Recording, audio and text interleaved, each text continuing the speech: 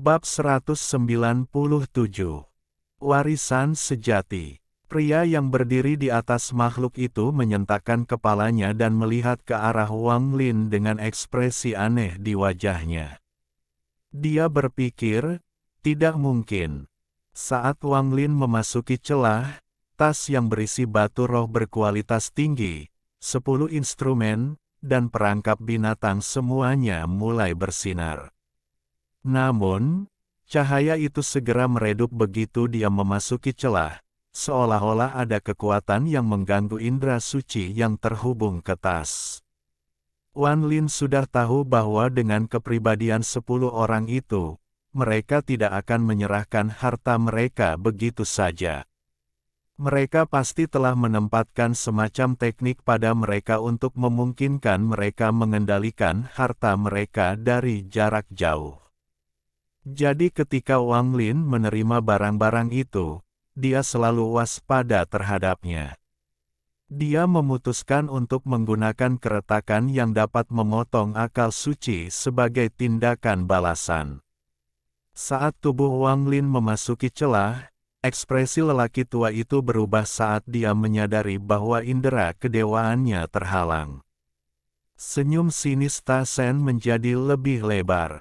Dia menggeram dan melambaikan tangan kanannya, menyebabkan lingkaran cahaya merah muncul. Awalnya kecil, tapi lama-kelamaan melebar. Segera setelah itu, tangan kanannya tidak berhenti bergerak dan membentuk lebih banyak lingkaran merah. Dia mengirim mereka ke segala arah. Bentuk tidak beraturan yang mengelilingi Ta Sen mulai bergetar hebat. Orang tua itu tidak punya waktu untuk mengkhawatirkan Wang Lin dan mendapatkan kembali fokusnya untuk menjaga bentuk tidak beraturan itu tetap utuh. Adapun pria bersisik, yang berdiri di atas makhluk itu, dia mulai merenung. Tanpa sepatah kata pun, dia membanting tangannya di dahinya dan dia terbelah menjadi dua.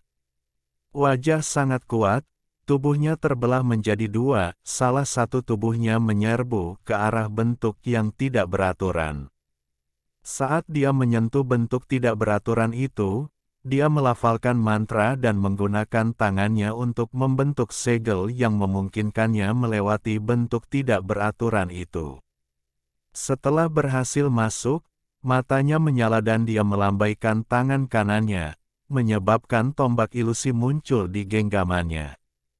Tombak itu terlihat persis seperti yang dimiliki Ta Sen, hanya saja yang ini hanyalah ilusi belaka. Tapi tekanan yang dilepaskan dari tombak sama sekali tidak kalah dengan tombak asli. Dia segera menerjang ke depan dan menyerang Ta Sen. Di luar sosok yang tidak beraturan, dia yang lain melayang di udara, terus-menerus melantunkan mantra dan membentuk isyarat tangan. Bola petir ungu yang tak terhitung jumlahnya muncul di sekitar tubuhnya. Semakin banyak bola petir muncul.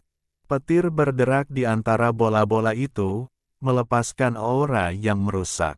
Meskipun dia terus-menerus melakukan teknik, matanya terkunci pada skala khusus pada tubuh makhluk itu sambil mengamati sekeliling dengan hati-hati. Semua ini terjadi hampir pada saat yang tepat ketika tubuh Wang Lin menghilang ke dalam celah. Saat lelaki tua itu mengalihkan perhatiannya untuk mempertahankan bentuk yang tidak beraturan, sebuah celah tiba-tiba muncul di dekat sisik khusus pada makhluk itu. Sebuah bayangan tiba-tiba keluar dari celah. Pria tua dan pria bersisik itu segera melihat celah dan bayangan yang keluar darinya. Wajah lelaki tua itu mengungkapkan ekspresi kebencian. Dia mencoba melakukan dua hal sekaligus. Dia menggunakan sisi kirinya untuk mempertahankan bentuknya yang tidak beraturan dan mengangkat satu jari di tangan kanannya untuk menunjuk sosok yang muncul dari retakan. Namun, dia tertegun sejenak, lalu mengungkapkan senyum dingin. Dari sosok yang muncul, dia tidak bisa merasakan harta penyelamat hidupnya sama sekali. Adapun pria yang bersisik, dia bahkan tidak melihat sosok itu, tetapi melambaikan tangannya, memerintahkan sebagian kecil bola petir ungu untuk menyerbu ke arah sosok itu. Namun, setelah beberapa saat, dia mengerutkan kening dan memerintahkan bola petir untuk mengubah arah, tetapi sosok itu, bukannya menghindarinya, malah menyerang ke arah bola petir. Sosok itu bergerak sangat cepat dan bertabrakan dengan bola petir, tetapi sosok itu dengan cepat meledak menjadi makhluk kecil. Mereka benar-benar dihancurkan oleh bola petir. Saat petir bergemuruh, 4 tornado hitam besar muncul dari celah. Tornado berdengung, dan salah satunya sepertinya menyembunyikan sesuatu di dalamnya. Ekspresi pria yang tertutup sisik itu menjadi aneh. Setelah dengan hati-hati melihat tornado, dia tersenyum sinis. Di dalam tornado itu hanya ada beberapa fragmen jiwa, bukan Wang Lin. Semua ini hanya untuk menipu orang. Dia melambaikan tangan kanannya dan lebih banyak bola petir ungu dikirim. Kali ini, bola petir mengitari tornado karena dia punya target baru, celah. Adapun lelaki tua itu, dia memiliki ide yang sama. Dia menunjuk celah dengan tangan kanan ini. Hasilnya, 4 tornado berhasil melewati pria bersisik itu dan menyerbu ke arah makhluk sepanjang jutaan kaki itu. Segera, tornado tiba di samping makhluk itu. Ketika bola-bola petir menghantam celah, celah itu perlahan menjadi semakin kecil, hingga menghilang. Pria yang tertutup sisik itu tertegun. Tanpa sepatah kata pun, dia melambaikan kedua tangannya dan semua bola petir ungu di sekelilingnya tiba-tiba melesat ke arah 4 tornado. Dia berharap dia bisa mengirim tubuh yang dia kirim untuk bertarung dengan Ta Sen untuk menyerang tornado juga. Tapi pada saat itu, Ta Sen, yang dikelilingi di tengah bentuk tidak beraturan, menatap tornado hitam. Matanya berbinar saat dia mengerti apa yang sedang terjadi dan tertawa. Mengabaikan orang yang dia lawan, dia melantunkan beberapa mantra yang sangat rumit dan tubuhnya tiba-tiba berubah menjadi kabut darah. Setelah kabut darah muncul, dengan cepat menyebar ke segala arah. Bentuk tidak beraturan yang mengelilinginya tiba-tiba runtuh dan melepaskan gelombang kejut keluar. Ini menyebabkan ke-10 orang yang mempertahankan bentuk tidak beraturan itu menunjukkan ekspresi ketakutan. 6 orang, termasuk Doumu, terkena gelombang kejut tersebut. Tubuh mereka segera diserang oleh kabut darah, yang mengamuk di tubuh mereka, menghancurkan semua organ dalam mereka, sebelum akhirnya keluar dari kepala mereka. Saat kabut darah keluar, keenamnya mengungkapkan ekspresi tidak percaya saat tubuh mereka yang lemas dan kosong langsung jatuh ke laut mati. Pria yang menyerbu ke arah Wang Lin harus berhenti dan berbalik. Dia tidak punya waktu untuk berurusan dengan Wang Lin. Kedua tangannya terbuka, mengarahkan bola petir ungu yang menyerang tornado hitam untuk berbalik dan menembak ke arah kabut darah. Sementara itu, tubuhnya yang lain melemparkan tombak ilusi. Tombak itu berubah menjadi naga hitam dan menyerbu ke arah kabut darah. Adapun 4 orang yang selamat, semuanya sangat ketakutan, terutama lelaki tua itu. Dia tidak pernah menyangka bahwa Ta Sen masih memiliki jurus seperti ini. Kabut darah di bawah pengejaran bola petir ungu dan naga hitam dengan cepat bersatu untuk membentuk 10 salinan identik dari pria berambut merah. Mereka semua muncul di lokasi yang berbeda. Salah satu dari mereka tiba-tiba menyerbu ke arah tornado hitam. 9 tubuh yang tersisa mengikuti pimpinan dari 2 orang yang memegang tombak dan pedang setengah bulan. Mereka mulai mendekati pria bersisik dan 4 orang yang selamat. Hampir seketika, tubuh yang mengejar tornado hitam itu menyusul. Dia melambaikan tangannya dan mengirimkan lampu merah. Keempat tornado dengan cepat menyatu menjadi satu. Setelah tornado menyatu menjadi satu, itu runtuh, dan jiwa makhluk kecil yang tak terhitung jumlahnya meledak ke segala arah. Beberapa jiwa menabrak sisik makhluk sepanjang jutaan kaki itu. Pergantian peristiwa yang tiba-tiba mengejutkan klon itu. Dia tersenyum dan mengarahkan jarinya ke berbagai arah. Dengan setiap titik, sejumlah besar jiwa makhluk kecil menghilang. Tetapi pada saat yang sama, jiwa yang menabrak makhluk sepanjang jutaan kaki itu mulai berkumpul bersama. Mereka melepaskan perasaan iblis sebelum meledak dengan cepat. Ledakan ini menyebabkan efek berantai. Semua jiwa yang tersisa meledak, menyebabkan sejumlah besar lingki dilepaskan ke daerah sekitarnya. Saat ledakan terjadi, celah muncul di dekat tubuh makhluk sepanjang jutaan kaki itu dan sesosok tubuh dengan cepat keluar. Itu bergerak seperti kilat, dan, dalam sekejap, itu mendarat di atas tubuh makhluk raksasa itu. Orang ini adalah Wang Lin, namun kali ini, tubuhnya tidak terlihat nyata, lebih seperti ilusi. Jelas bahwa dia sekarang adalah jiwanya yang telah meninggalkan tubuhnya. Saat Wang Lin muncul, tiruan dari pria bersisik yang bertarung dengan Ta Shen dan perlahan bergerak ke sini tiba-tiba terpana saat dia menatap Wang Lin. Matanya mengungkapkan pandangan tidak percaya. Dari jiwa Wang Lin, dia merasakan sepotong warisan pengetahuan. Semua ini terjadi dalam waktu yang sangat singkat. Wang Lin selalu memiliki kepribadian yang berhati-hati saat memasuki celah, dan merasakan kekuatan destruktif yang berasal dari barang-barang yang dia dapatkan dari kelompok Dongmu. Hal itu membuatnya harus ekstra hati-hati. Kesimpulannya, bagaimana dia bisa muncul kembali tanpa persiapan apapun?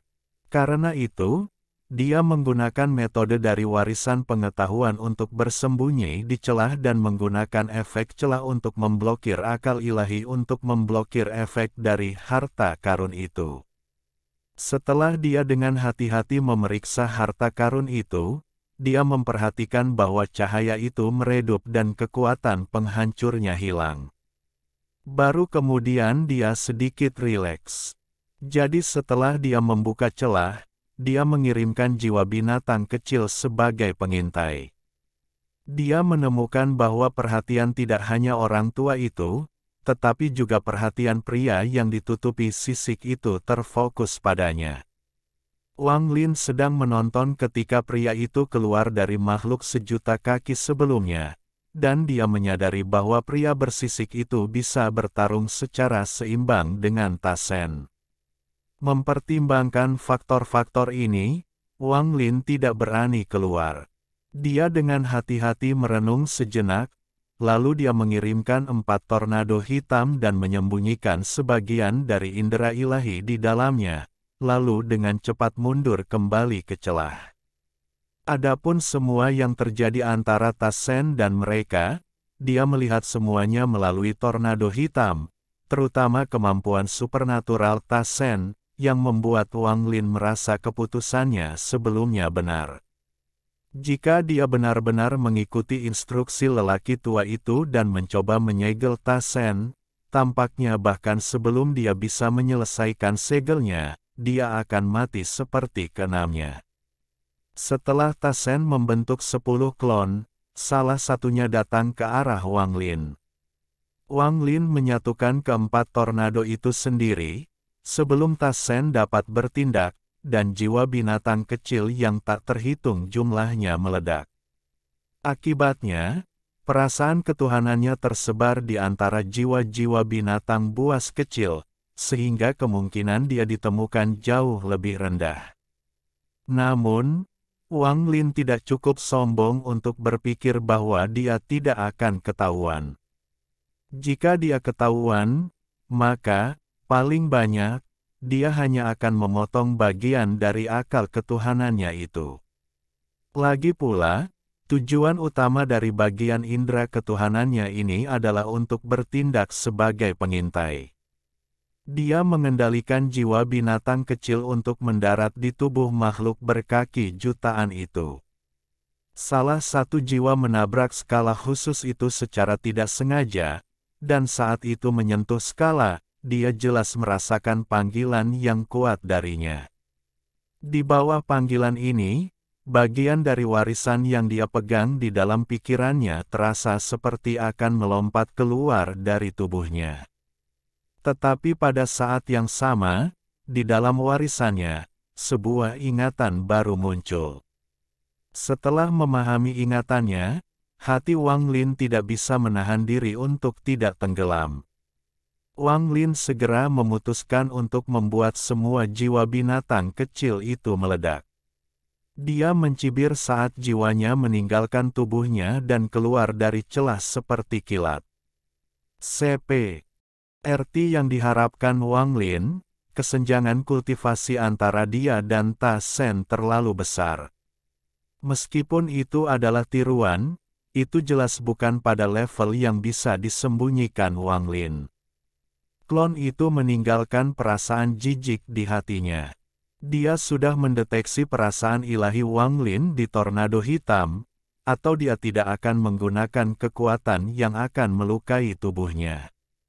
Nyatanya, saat Ta Shen memasuki laut jiwa mati, dia merasa ada yang tidak beres. Meskipun dia tidak ada hubungannya dengan warisan pengetahuan, karena dia lahir dari pikiran jahat Tusi, dia sangat akrab dengan lautan pengetahuan Tusi. Tempat ini tampak agak aneh baginya, tetapi dia tidak bisa dengan jelas mengatakan apa yang aneh tentangnya. Ini sepenuhnya berdasarkan instingnya. Bahkan dengan munculnya makhluk sepanjang jutaan kaki dan 10 orang yang mengkhianatinya, dia tidak terlalu keberatan. Yang benar-benar dia pedulikan hanyalah apa yang aneh tentang tempat ini. Tidak sampai Wang Lin muncul dari celah yang menyambarnya seperti kilat dan membuatnya sampai pada pemahaman. Inilah mengapa dia menggunakan kekuatan supernatural untuk keluar dan mengapa dia tidak segera menghancurkan perasaan ilahi Wang Lin, karena dia ingin melihat dengan tepat apa yang telah diketahui oleh pemangsa jiwa ini. Dalam sekejap, jiwa Wang Lin mendarat di tubuh makhluk sepanjang 1.000.000 kaki itu. Tubuhnya sangat kabur, dan dia mengarahkan senyum dingin ke tiruan Ta Shen. Klon Ta Shen menatap timbangan di sekitar tempat Wang Lin berdiri. Dia mengeluarkan senyum dingin. Dia tahu bahwa hal yang aneh tentang tempat ini adalah salah satu timbangan itu. Meskipun dia tidak tahu skala apa itu, begitu dia menyatu kembali menjadi satu tubuh, dia tahu dia akan bisa mengetahuinya. Pada titik ini, di matanya, Wang Lin telah kehilangan semua nilainya. Dia membentuk berlian dengan tangannya dan menatap Wang Lin dan berkata, "Mati." Senyum Wang Lin menjadi lebih dingin. Sebelumnya, ketika akal ketuhanannya mencapai skala, ingatan yang dia peroleh adalah bahwa tidak ada tubuh fisik yang dapat memasuki tempat yang menyimpan warisan pengetahuan, hanya jiwa yang dapat masuk. Setelah menerima ingatan ini, dia memutuskan untuk pergi hanya dengan jiwanya. Ini adalah idenya yang berani. Jika semuanya berjalan seperti yang dia harapkan, maka dia akan menjadi orang pertama yang memasuki tempat yang menyimpan warisan ilmu. Jika ini benar, maka memperoleh warisan pengetahuan yang lengkap bukanlah hal yang mustahil. Memikirkan hal ini, hati Wang Lin mulai berdebar kencang. Adapun serangan klon Ta Shen, Wang Lin tidak keberatan sama sekali. Jiwanya mulai menyebar seperti awan, dan 3 kata mulai bersinar. 3 kata itu adalah, taktik dewa kuno. Wajah tiruan Ta Shen tiba-tiba berubah. Semua klon lain yang sedang bertarung melihat sesuatu dan semua menoleh ke arah Wang Lin. Semua ekspresi mereka tiba-tiba berubah sangat. Klon menatap 3 kata emas. Segera, tubuhnya bergerak, dan 9 klon lainnya menyerbu ke tempat Wang Lin berdiri. Hampir seketika, pria bersisik itu terkejut. Kemudian, sebuah ide datang kepadanya, dan dia dengan cepat menyatu kembali menjadi satu tubuh. Dia mengejar klon Tasen dan tertawa keras. Tasen, siapapun kecuali kamu dapat mewarisi warisan pengetahuan master. Anak kecil, itu semua tergantung keberuntunganmu. Kata-kata terakhir itu ditujukan untuk Wang Lin. Pada saat itu, dia membuat keputusan yang akan membuatnya kehilangan harga yang hampir tidak bisa dia tahan. Tiba-tiba, pria bersisik itu mengarahkan tangannya ke dahinya dan berkata, "Menggunakan klon saya sebagai pengorbanan, saya mentransfer warisan pengetahuan." Klonnya dengan cepat bergetar, dan, bersama dengan tombaknya, keduanya berubah menjadi bintik cahaya keemasan dan menghilang. Saat klon yang paling dekat dengan Wang Lin menyerangnya, jiwa Wang Lin, yang menyebar dengan cepat, menyusut, seolah-olah tersedot oleh kekuatan yang kuat. Dalam sekejap mata, jiwa Wang Lin tersedot oleh skala khusus dan menghilang. Segera setelah pria bersisik itu mengucapkan kata-kata itu, timbangan itu meledak dan menghilang tanpa jejak. Klon Tasen berbalik ke arah pria yang bersisik dan meraung. Klonnya menyatu kembali menjadi satu tubuh. Tangan kirinya memegang pisau setengah bulan dan tangan kanannya memegang tombak. Dia menatap pria yang ditutupi sisik dengan kemarahan yang intens di matanya. Jika si kecil itu tidak berhasil bergabung dengan warisan pengetahuan dalam 1000 tahun, kamu mungkin memiliki kesempatan lain. Pria bersisik mulai tertawa keras. Mengabaikan apa yang terjadi dengan keduanya, setelah jiwa Wang Lin diserap oleh timbangan, dia tiba di dunia awan. Tempat ini tidak memiliki langit atau daratan, tetapi awan tak berujung sejauh mata memandang. Bab 198. Rekonstruksi tubuh. Ada banyak kristal es biru mengalir di awan, masing-masing selebar 10 kaki. Wang Lin memindai area tersebut dan menemukan total 94 kristal es. Setelah memindai area tersebut, dia menemukan bahwa salah satu kristal es lebih kecil dari yang lain. Wang Lin segera mengenalinya sebagai kristal es yang coba didapatkan penyihir iblis langit ketika dia membuka terowongan itu. Mata Wang Lin berbinar.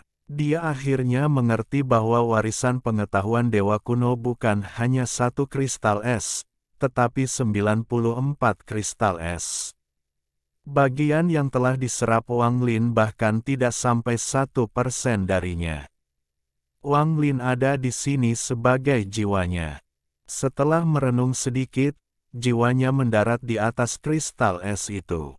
Saat jiwanya menyentuhnya, kristal es itu tiba-tiba meleleh dan menyatu dengan jiwa Wang Lin. Gelombang kenangan agung memasuki jiwa Wang Lin. Seiring waktu berlalu, kenangan datang kepadanya lebih cepat dan lebih cepat. Jiwa Wang Lin menjadi seperti awan yang mengembang. Nyanyian rumit yang tak terhitung jumlahnya, teknik aneh yang tak terhitung jumlahnya, dan fragmen kenangan yang tak terhitung menyerbu ke dalam pikiran Wang Lin seperti naga yang mengaum. Jiwanya tercabik-cabik, lalu disusun kembali. Saat siklus itu berlanjut, gelombang pasang rasa sakit benar-benar menelan Wang Lin. Pada kenyataannya, Wang Lin seharusnya tidak bisa merasakan apapun dalam bentuk jiwanya, tetapi dia merasakan sakit di seluruh jiwanya, seolah-olah ada banyak serangga yang melahapnya. Perasaan ini tinggal bersamanya. Bahkan ketika dia menyerap bagian pertama dari warisan saat itu, dia tidak memiliki perasaan ini. Sedikit demi sedikit, dia kehilangan kendali atas jiwanya. Sebagian terbang dalam garis tipis dan akhirnya mengelilinginya untuk membentuk kepompong. Kepompong yang dibentuk oleh jiwanya bersinar biru seperti kristal es. Nyatanya, itu terlihat seperti kristal es yang sedikit lebih besar. Sementara proses ini berlangsung, jiwa Wang Lin memasuki keadaan kacau. Dia pernah mengalami perasaan ini sebelumnya, ketika dia pertama kali menyerap sebagian dari warisan. Bahkan setelah mengalaminya sekali sebelumnya, pertama kali bisa dibandingkan dengan aliran yang menetes, sedangkan kali ini seperti sungai yang mengamuk. Dia merasa seperti daun di sungai yang mengamuk, tak berdaya disapu dengan pasang surut arus deras. Setiap gelombang akan membuat rasa sakitnya semakin parah. Tiba-tiba, dia melihat cahaya di depan matanya. Segera, pemandangan yang akrab muncul di hadapannya. Ada ruang kosong dengan bintik cahaya yang tak terhitung jumlahnya bersinar di hadapannya. Adegan ini, yang pernah dilihat Wang Lin sebelumnya. Setelah melihat pemandangan itu lagi, dia tiba-tiba mendapatkan sedikit pemahaman. Saat dia mendapatkan sedikit pemahaman itu, rasa sakit yang dia alami menghilang tanpa jejak. Segera setelah itu, perasaan mati rasa mulai menyebar dari setiap bagian jiwanya. Nyanyian, teknik, dan ingatan yang tak terhitung jumlahnya bergerak dalam jiwanya akhirnya menjadi tenang dan sepenuhnya terintegrasi ke dalamnya. Perlahan, Wang Lin merasakan jiwanya bergerak maju, dan bintik cahaya itu menjadi semakin besar. Akhirnya, mereka menjadi planet raksasa. Segera, dia melihat tubuh besar dewa kuno itu. Wang Lin sudah tahu bahwa pemuda yang dia lihat sebelumnya adalah dewa kuno Tusi ketika dia masih kecil, dan raksasa di hadapannya, yang seukuran planet, adalah Tusi dewasa. Wajah Tusi terlihat sangat normal.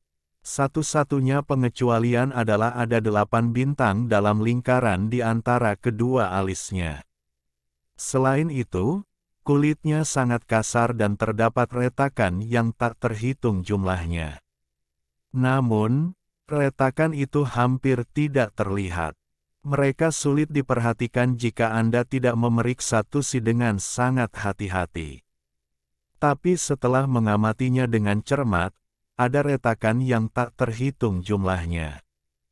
Kulitnya tampak seperti cangkang yang retak. Pada titik ini, mata Tusi berbinar, menatap planet di kejauhan dengan ekspresi serius di wajahnya. Segera setelah itu, tangannya yang besar dengan ringan mengulurkan tangan dan membuat gerakan meraih, menyebabkan planet itu hancur menjadi debu dan menghilang di antara bintik-bintik yang tak terhitung jumlahnya. Dari awan debu terbang keluar cahaya keemasan. Dengan lambaian tangannya, cahaya keemasan itu berubah arah dan terbang menuju Tusi. Segera, cahaya keemasan mendarat di tangannya dan menjadi bongkahan emas. Objek itu jelas semacam material. Itu tampak seperti emas, tetapi tidak. Itu batu, tapi bukan batu. Ada bagian garis hitam di atasnya. Sambil memegangnya, Tusi membuat gerakan meraih dengan tangan lainnya dan planet lain meledak. Jadi, begitu saja, setelah waktu yang tidak diketahui, lebih dari 30 planet telah dihancurkan. Pada titik ini, banyak bahan berwarna berbeda tergeletak di tangannya. Selanjutnya, kedua tangan Tusi bergerak, dan semua bahan menyatu. Dia menjadi fokus dan melafalkan beberapa mantra yang menyatu dengan materi.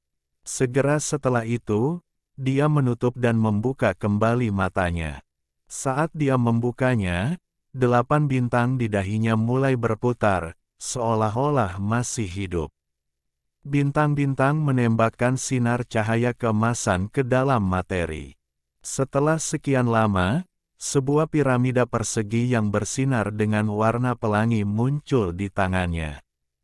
Piramida persegi ini memberikan kesan keagungan. Perasaan mampu menghancurkan dunia keluar dari piramida saat pusaran yang tak terhitung jumlahnya muncul di dekatnya. Jiwa Wang Lin merasakan kekuatan menghisap ketika dia melihat piramida itu. Dia memiliki perasaan teror di hatinya saat dia dengan gugup melihatnya.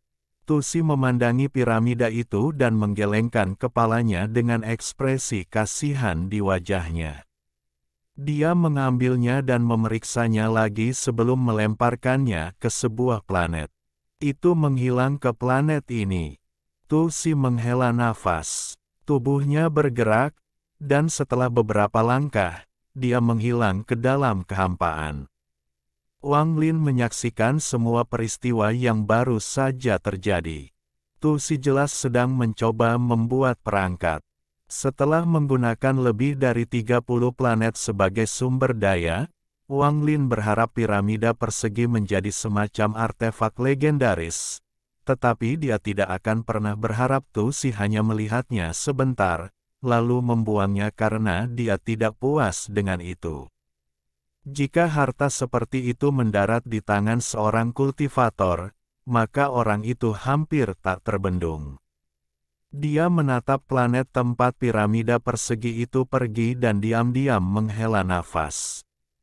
Adapun proses pemurnian harta karun, Wang Lin melihat semuanya. Meskipun dia tidak tahu bahan atau nyanyian apa yang digunakan Tusi, Wang Lin percaya bahwa begitu dia menyerap semua kristal es biru, dia akan mengetahui semuanya.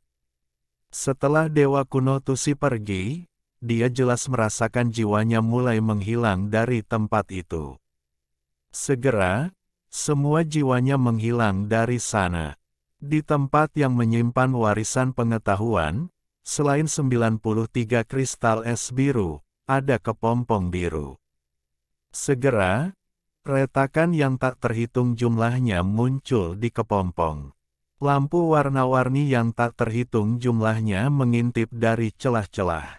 Semakin banyak retakan muncul, cahaya warna-warni menjadi semakin intens. Segera, dengan suara retak, kepompong itu terbuka. Sosok setengah transparan yang memancarkan cahaya warna-warni muncul dari kepompong. Orang itu adalah Wang Lin.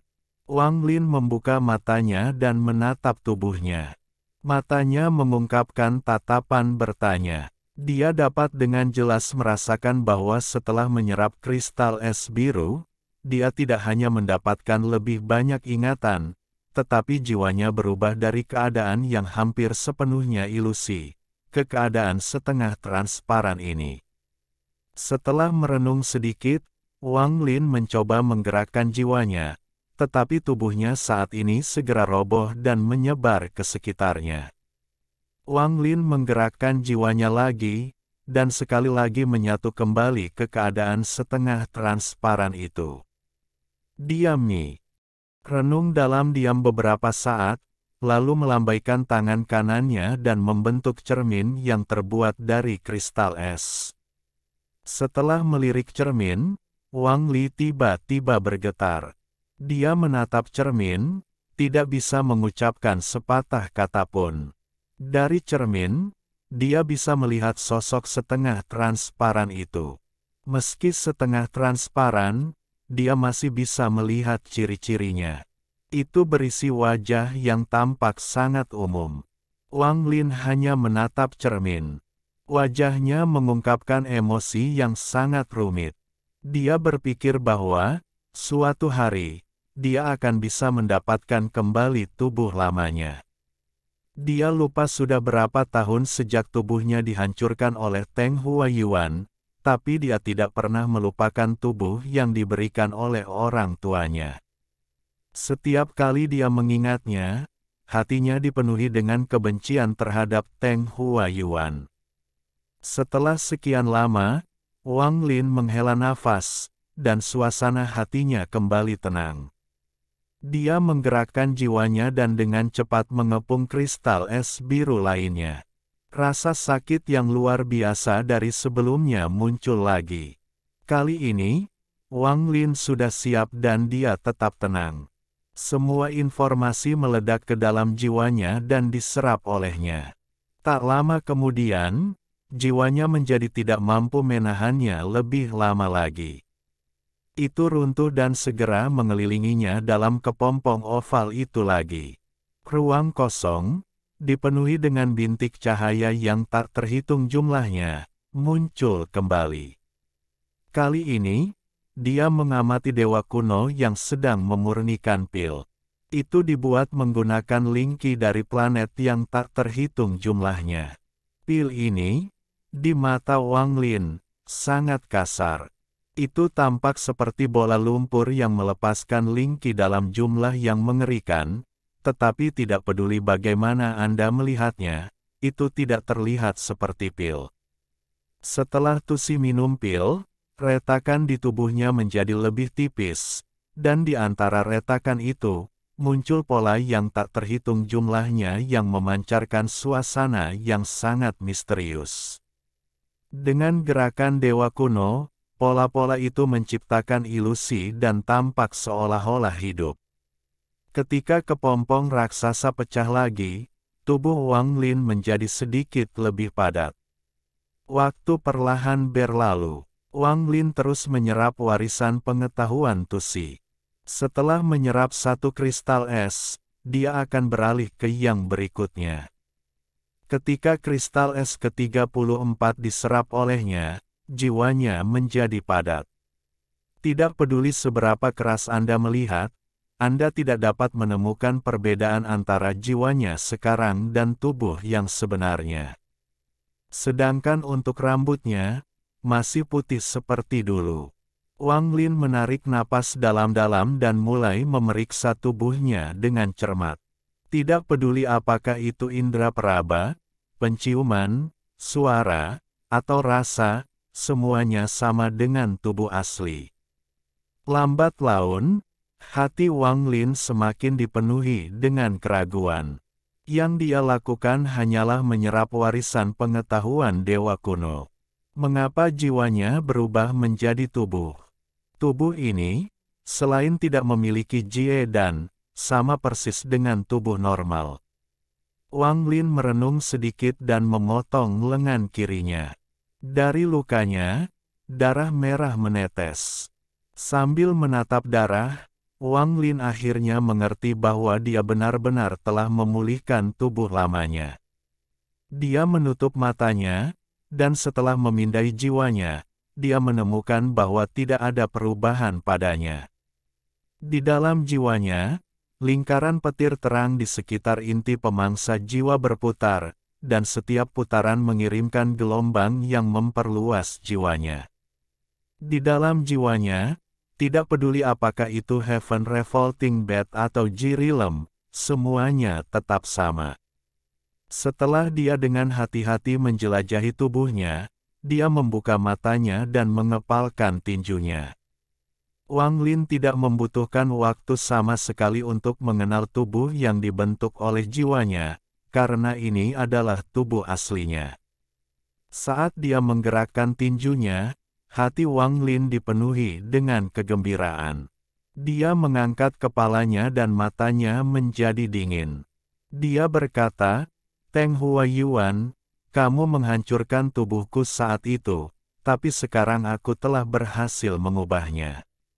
Begitu saya mencapai tahap Yuan Ying dengan tubuh ini, saya akan membunuh jalan saya ke negara Zhao dan membunuh seluruh keluarga Teng.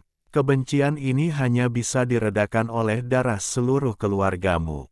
Hanya jiwa dari seluruh keluarga Teng yang bisa menenangkan hatiku."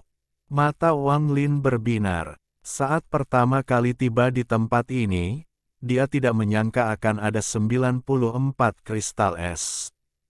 Itu mengganggu rencana awalnya. Dia awalnya berencana untuk menyerap warisan pengetahuan dan menemukan batu tinta yang diperlukan untuk membuat bendera pembatasan, lalu kembali ke tubuhnya dan meninggalkan tanah dewa kuno tempat dia terjebak selama bertahun-tahun.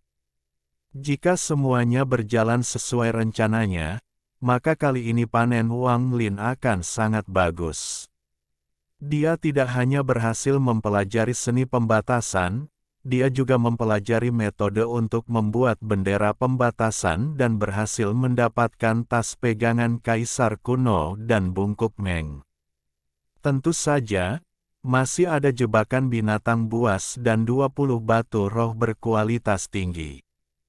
Jika Anda memasukkan 10 instrumen juga, maka dia benar-benar memiliki panen yang melimpah. Selain itu, masih ada warisan ilmu yang lebih berharga. Tetapi setelah mengetahui bahwa ada 94 kristal es, Wang Lin menjadi lebih berhati-hati. Jika dia bisa memasuki tempat ini, maka orang lain juga bisa. Tapi setelah menunggu lama, tidak ada orang lain yang datang. Jelas bahwa beberapa perubahan terjadi. Lebih penting lagi, tempat di mana Wang Lin menyembunyikan tubuhnya juga di mana semua tas miliknya berada. Tapi tempat itu berada di antara celah, jadi dia tidak terlalu mengkhawatirkan keamanannya. Tapi jika tubuhnya terlalu lama tanpa jiwa, maka mungkin ada komplikasi. Namun, sejak Wang Lin membentuk tubuh baru, dia akhirnya sedikit rileks.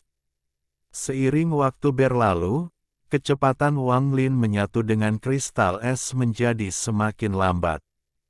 Pada kristal es ke-57, setelah Wang Lin keluar dari kepompong, ada bintang redup di antara alisnya. Wang Lin diam-diam duduk bersila di dalam kepompong. Dia menutup matanya. Setelah sekian lama, dia membukanya lagi. Mereka memancarkan cahaya misterius. Meskipun Wang Lin sekarang tampak seperti pemuda dari negara Zhao bertahun-tahun yang lalu, suasana yang dipancarkannya sekarang benar-benar berbeda. Dia sekarang, dengan rambut putihnya tergerai, menimbulkan perasaan orang asing yang sangat berbahaya, seperti binatang buas yang menyebabkan hati orang-orang menjadi dingin. Bintang di dahinya muncul di antara kedua alisnya setelah kristal es ke-57. Saat bintang itu muncul, rasanya pikiran seperti disambar petir dan menjadi jernih. Dia ingat dengan jelas bahwa di dahi Dewa Kuno Tusi ada 8 bintang. Dia ingat bahwa tidak peduli itu memurnikan harta atau pil, mereka semua membutuhkan kekuatan misterius dari bintang-bintang. Tapi bintang di dahi Tusi berwarna merah, dan bintang di kepalanya hanya berupa garis samar. Nyatanya, jika Anda tidak melihatnya dengan cermat, Anda bahkan tidak bisa melihatnya.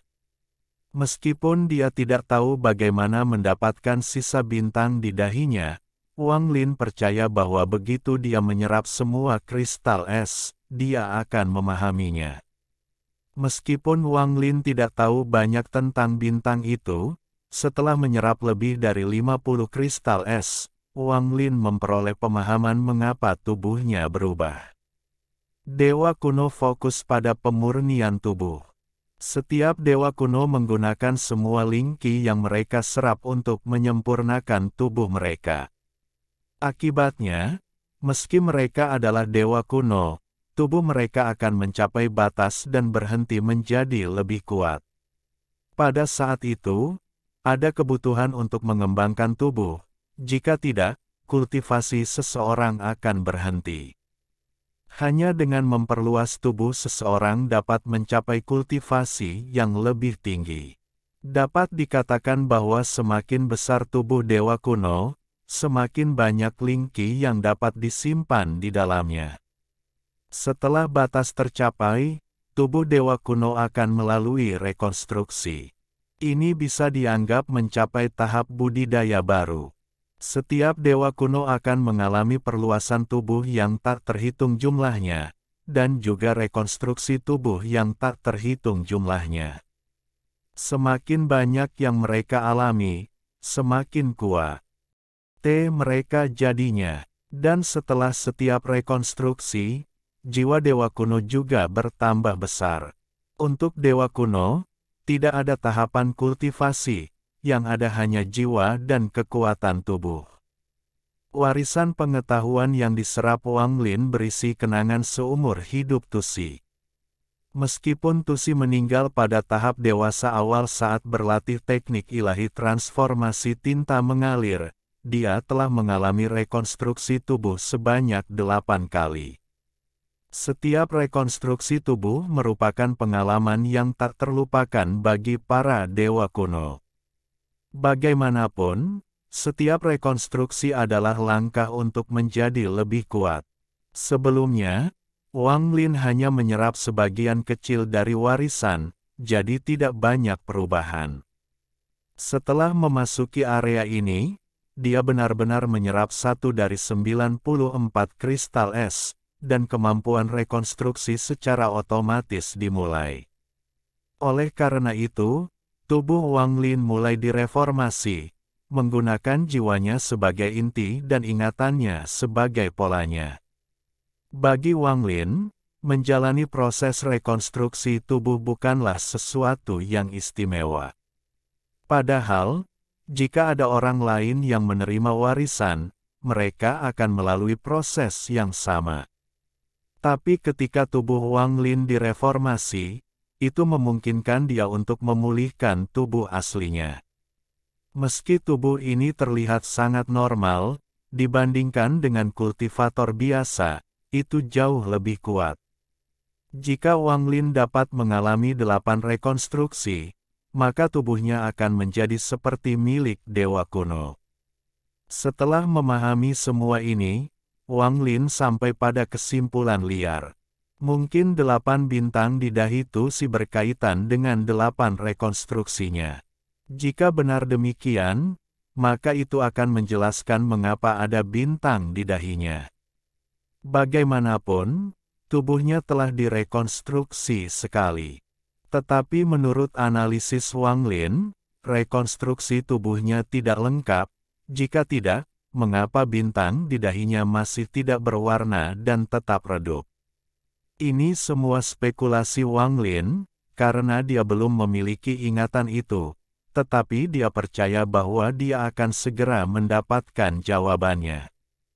Setelah menyerap 57 kristal es, pecahan nyanyian, teknik, dan ingatan mulai menjadi lengkap. Ini menyebabkan jiwanya menjadi sangat kacau. Terkadang, jiwa Wang Lin menjadi bingung, terkadang dia percaya bahwa dia adalah Tusi, dan terkadang dia ingat bahwa dia adalah Wang Lin. Perasaan kacau ini menyebabkan hatinya merasakan kehancuran yang kuat. Meskipun Tusi sudah mati, dan tidak ada kemungkinan untuk dirasuki, Wang Lin percaya bahwa jika dia menyerap semua warisan pengetahuan, jika salah satu dari mereka tidak ditangani dengan benar, dia akan benar-benar berpikir bahwa dia adalah Tusi dan melupakan identitas aslinya. Karena itu, Wang Lin telah memperlambat kecepatan dia menyerap warisan. Hanya setelah dia benar-benar menyerap 1 kristal es, dia akan beralih ke yang berikutnya. Akibatnya, perasaan kacau di jiwanya berkurang banyak. Meski terkadang masih terjadi, Wang Lin mampu mempertahankan identitasnya.